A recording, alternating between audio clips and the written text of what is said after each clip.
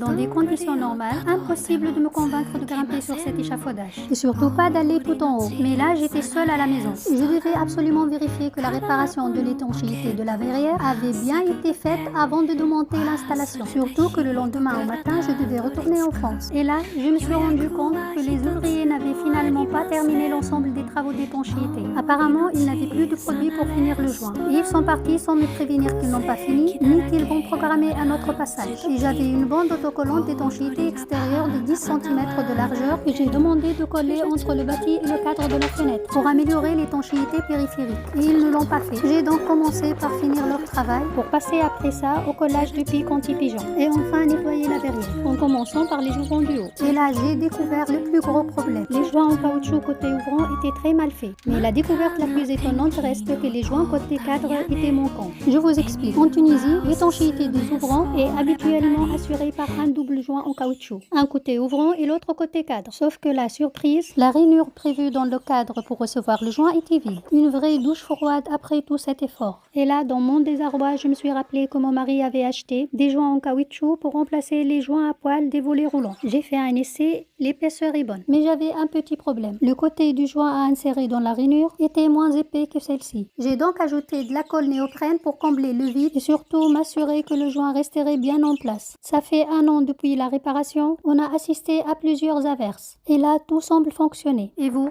auriez osé monter tout en haut de cet échafaudage pour vérifier vous-même le travail avant de tout démonter?